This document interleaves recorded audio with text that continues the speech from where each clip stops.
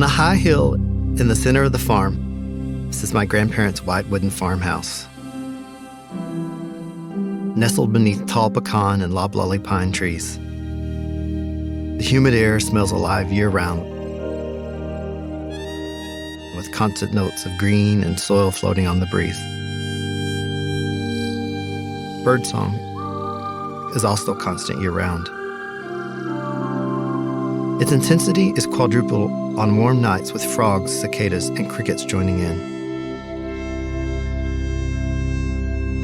It's a very alive place. Dig in the soil anywhere, and you'll find something.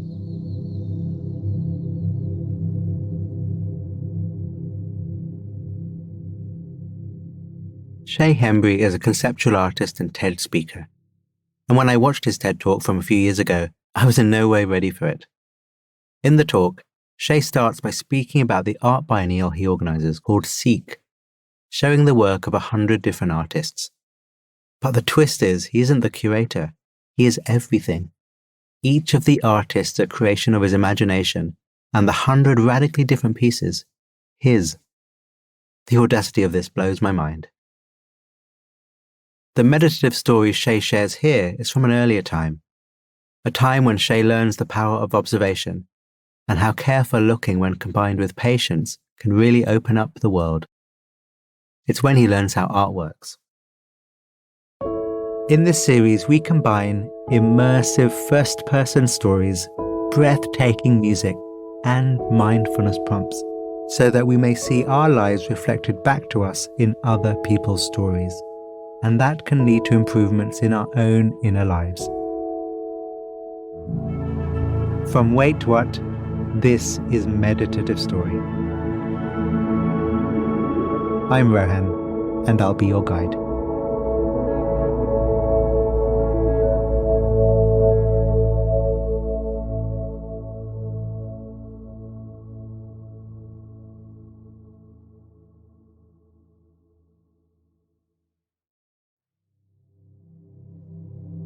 The body relaxed. The body breathing. Your senses open. Your mind open. Meeting the world.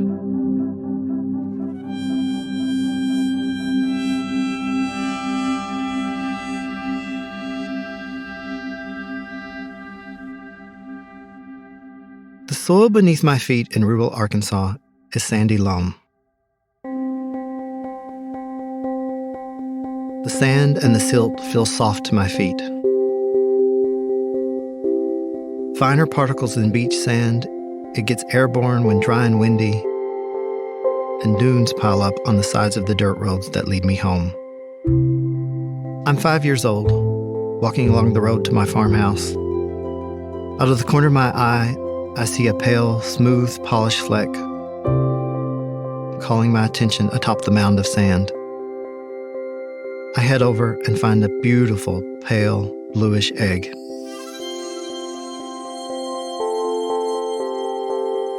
It must have fallen out of its nest, and laying there on top of one of the dunes for who knows how long. I know immediately it's a turtle dove egg. Turtle doves are known for making horrible nests. Things are always falling out of them. Luckily, the egg is not cracked. I pick it up and feel its smooth, delicate surface. It feels fast and urgent. I press its shell, warmed by the sun, to my ear and listen. There's life in this egg. I carefully carry it home, this small treasure, in my 5-year-old hands. This is a baby bird, I tell my parents, and I'm gonna hatch it. I am sure of this thing. I know it'll hatch. Sure, fine, they say. For the next 3 days, I carry that little egg with me everywhere. At night, I wrap it with a washcloth and put it in the warmth of the lamp by my bed. When I awake, I scoop up the egg again and begin the daily task of carrying it. I hear the baby bird in there. Even when everyone else puts their ears close to the egg and tells me, there's nothing in there. A few days later, the egg does hatch. The flakes of shell spill onto my tiny hands. My parents freak out, and they really didn't believe that this was going to hatch. A new creature has arrived.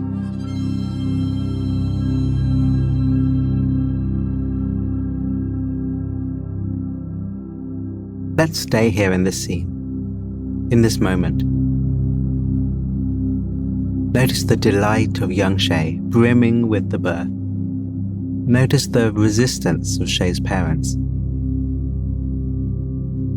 And notice which reaction you lean towards.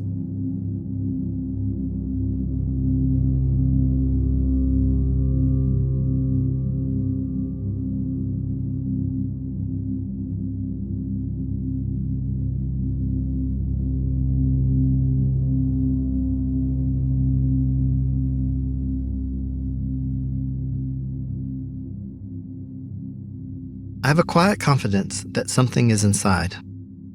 I know, eventually, it will reveal itself. I think that this is the little creator in me, always there all along, always looking and listening for what lies beneath. It takes me a long time to ever say, I am an artist. It's a bit like saying I am an alchemist. Where I grew up, it's hard to understand why anyone will ever claim something like that. It seems fanciful and unnecessary, and my lot are practical, hardworking people. My family is blue-collar and rural. I grew up on a farm that we've owned for the last 170 years on my mother's side. My grandmother is the youngest of 14 daughters, and she proudly keeps the farm in the family. Our farm is on the edge of the Mississippi River Delta, where the floodplains meet the Ozark Mountain foothills. The fields are low, undulating hills surrounded with dense fence rows of oak, sassafras, sugarberry, and persimmon trees. On a high hill in the center of the farm sits my grandparents' white wooden farmhouse. Nestled beneath tall pecan and loblolly pine trees. The humid air smells alive year-round with constant notes of green and soil floating on the breeze. Birdsong is also constant year-round. Its intensity is quadruple on warm nights with frogs, cicadas, and crickets joining in.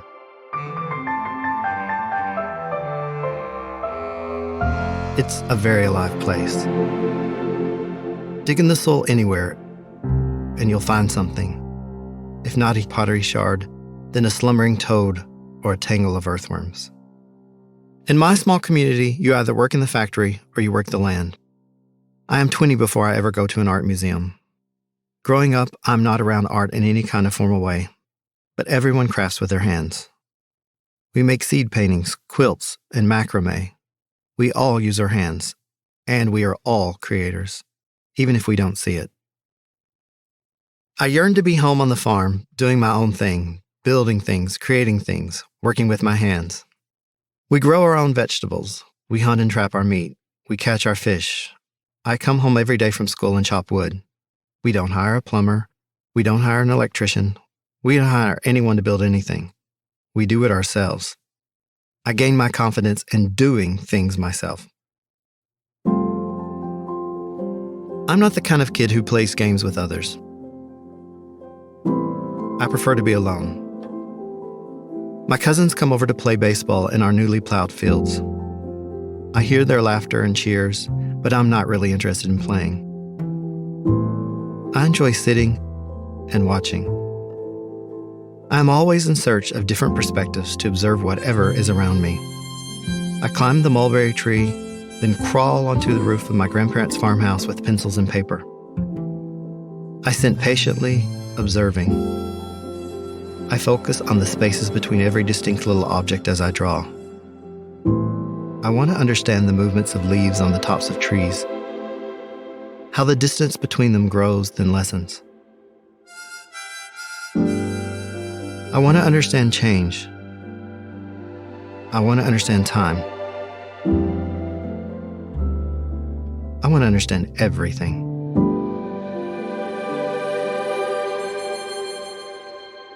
One day, I find an abandoned telephone pole. It's weather-worn. I run back to the farmhouse to grab a shovel, hop on my three-wheeler, and drive back to it. I strap the pole on the back of my ATV and drag it to the middle of a field. I start digging. The soil is sandy, so I know the hole has to be deep until I'm well beneath the clay layer, down to where the water begins to seep. I dig until I'm finally able to lift the pole into the ground and fill in the gaps with the cool, excavated dirt. I get a ladder and start to climb up. My heart is in my throat with anticipation. I can anticipate this knowing feeling that the world will reveal something new to me from atop this pole. I am hungry to see things from different perspectives, and so I constantly uproot the pole and plant it somewhere else. I want to see the world from all of its angles. From up here, I get to watch like a slow hovering hawk.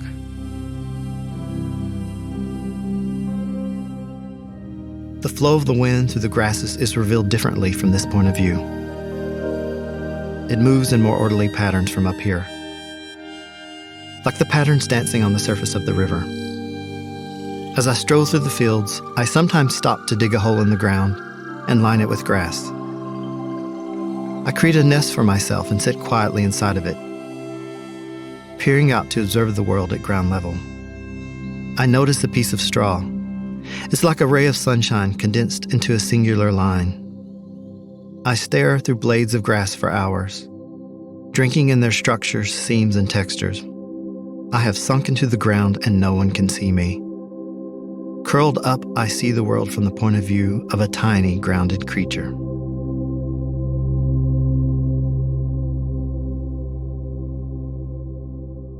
Sit with Shay here in this hole. Look out over the field at eye level just as he is. Each blade of grass, moving in the breeze. Notice. Take a deep breath. Hold it.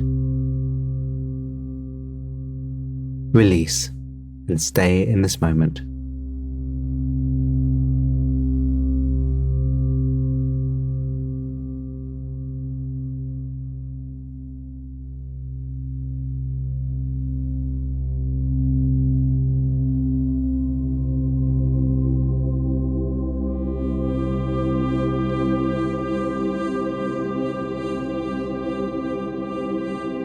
Each time I settle into a place to observe, I simply wait, watch, and then I create, drawing what is revealed to me.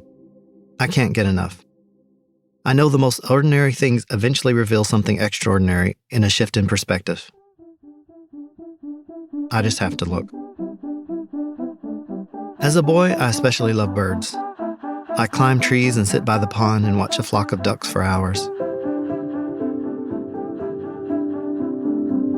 In the golden, slanted light of autumn, I watch them dive through the crisp air and float on the cold water, moving with ease through the different elements. I'm captivated. The same birds may look exactly the same to everyone else, but not to me. I watch them through the seasons. I watch their mating displays. I watch them raising their young. I sit there and stare and stare and stare. Each one is so different, and I name them. Each and every one. I'm just so in love. This is how my appreciation for art evolves. As I look deeply, I learn to wait for something to reveal itself to me. I learn to wait for the magic. I constantly ask myself, how can I slow down the viewer? How can I tempt them to stay a few seconds longer? How do I coax the magic to emerge from these materials? How can I trigger a viewer to recognize the magic this object has inside of it? I've inherited patience from my grandfather Theodore, who everyone calls Thid. As Thid grows up, home for him and his father is here and there, all over the American South, wherever they find work. They rely on the generosity of strangers with rooms to spare. This means many days and nights of uncertainty. These experiences mold my grandfather into a wandering spirit who trusts the world to show its goodness to him. For him, it's that simple. Growing up, my grandfather takes me visiting with him. That's what we call it when you just visit someone's house to keep them company for a little while. You never call ahead. You just show up for a slow conversation.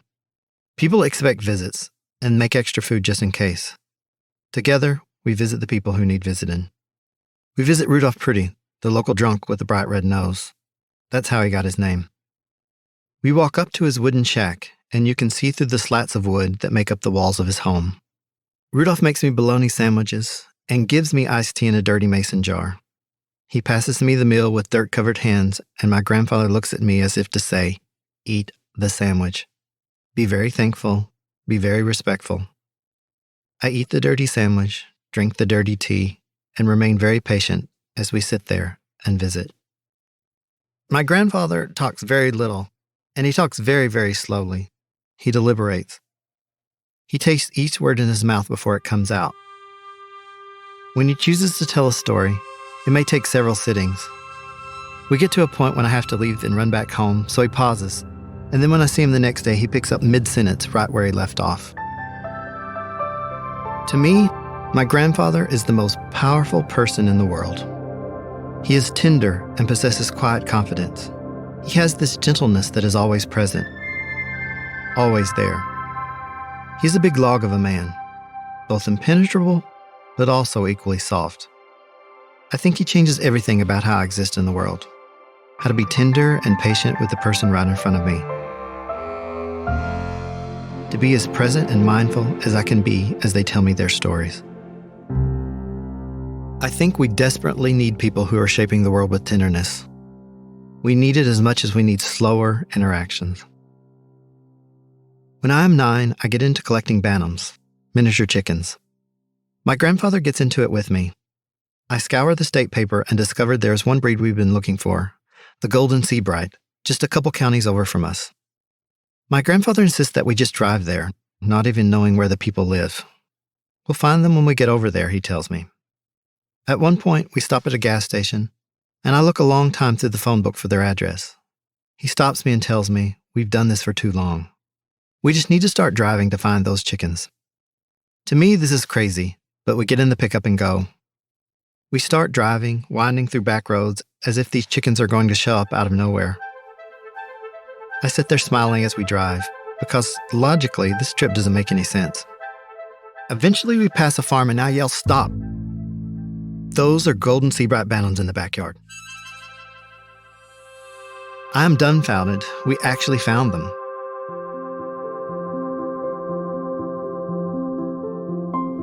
We go knock on the front door. A man swings it open.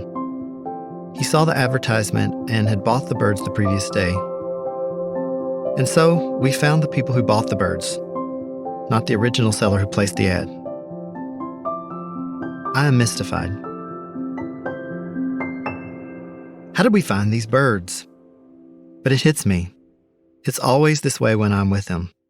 Being with him, I am in the center of a crazy magic realism, of faith, of confidence. When you're on the right path, the universe tells you, the world becomes filled with synchronicities, and you must still yourself and learn to listen. This feeling of just knowing is what I eventually inherit from him. Over time, I learned that art has power in 3 ways. There's the power for the maker, the power for the viewer, and a living power in the object itself. If you can see the living power in the object itself, then things start to reveal themselves to you. I think the universe wants to be seen because seeing is a form of loving. The universe wants to be acknowledged and loved in a way where you're not trying to manipulate or change anything. You're just standing there with your caressing eyes, admiring and appreciating something as it opens itself to you.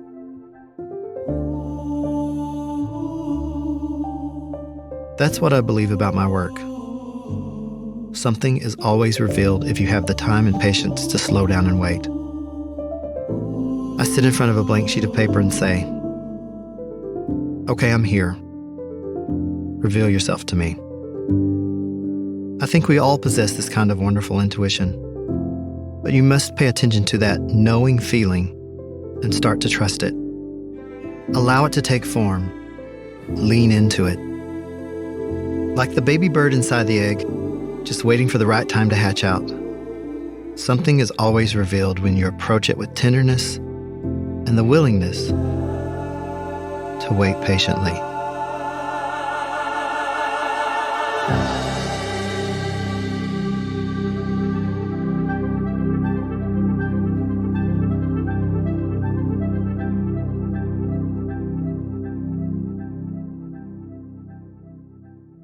Thank you, Shay. When Shay talks about learning the ways of looking that lead to him becoming an artist, I hear someone who natively understands mindfulness. It reminds me of an old story from Buddhist mythology, in which the young man who would go on to become the Buddha is watching nature around him while sitting in a field, much like Shay, and naturally slips into a deep state of meditation. Many of Shay's words held great wisdom, but the ones I want to jump off from are these. Something is always revealed if you have the patience to slow down and wait. Stand in front of a blank canvas and say, "Okay, I'm here. Reveal yourself to me." So let's choose a canvas. And recollecting the moment where Shay's little bird appears in his hands, let's choose our hands. Just for these few minutes, and if it's safe to do so, making our hands the most important thing in the world. Drop all your awareness into the sensations of the hands. The sensations of the skin meeting the air. The muscles with their tension and their relaxation. Letting your hands be the piece of nature, the artwork that you observe. Resting your mind here and bringing it back when it slips away. Saying, "Okay, I'm here. Reveal yourself to me."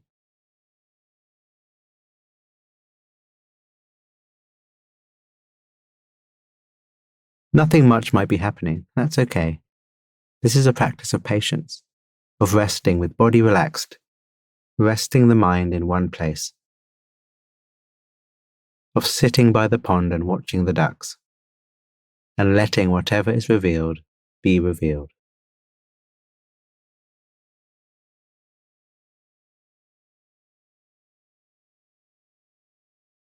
What is revealed?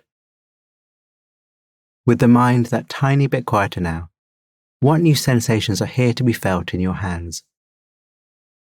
Is there energy or tingling?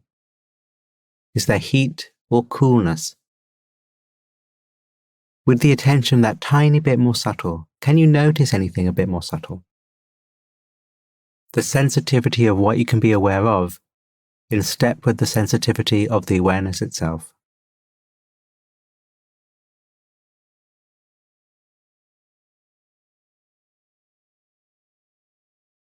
And now, letting the attention, the awareness, the mind, roam free.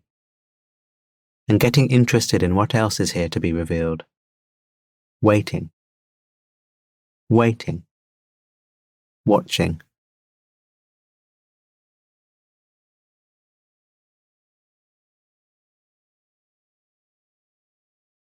The magical moments of life, like that baby bird, appear when they appear. We just have to wait and make sure we are awake and aware enough to be there for them.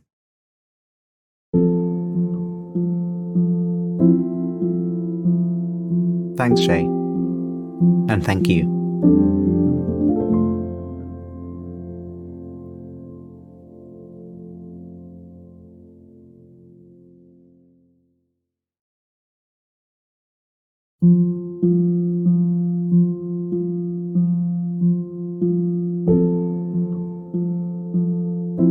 Meditative Story is a Wait What original in partnership with Thrive Global.